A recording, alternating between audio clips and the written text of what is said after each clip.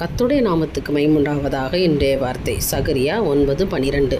நம்பிக்கையுடைய சிறைகளே அரணுக்கு திரும்புங்கள், இரட்டிப்பான நன்மையை தருவேன், இன்றைக்கு தருவேன். எனக்கு அருமையானவர்களே, இரட்டிப்பான நன்மையை நான் தரப்போகிறேன், இன்றைக்கு நான் தரப்போகிறேன். இந்த வசனத்தை நீங்கள் விசுவாசித்தீங்கன்னா இன்றைய தினம் நிச்சயமாக ஒரு இரட்டிப்பான நன்மைகள், 2 விதமான ஆசீர்வாதங்களை இன்றைக்கி நீங்கள் பெற்றுக்க போகிறீங்க.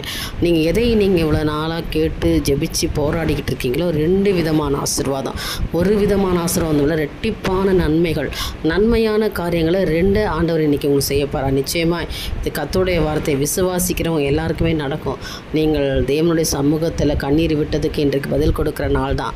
அதனால் இரட்டிப்பான நன்மையை நீங்கள் பெற்றுக்கொள்ள போகிறீங்க. கர்த்தரால் ஆகும் என்பதை மாத்திரம் நீங்கள் விசுவாசிங்க. என்னுடைய தேவன் உங்களுக்கு செய்ய போகிறாரு. நீங்கள் நம்பிக்கையோடு ஆண்டோடைய சமூகத்தில் முழங்கால் படிட்டு நோக்கி பாருங்கள். 2 விதமான ஆசீர்வாதங்களை இன்றைக்கு நீங்கள் பெற்றுக்கொள்வீங்க. நிச்சயமாக கர்த்தர் உங்களுக்கு தருவார். நம்பிக்கையோட நாளை துவங்குங்க. தேவனுக்கே மகிமை உண்டாகட்டும். ஆமென்.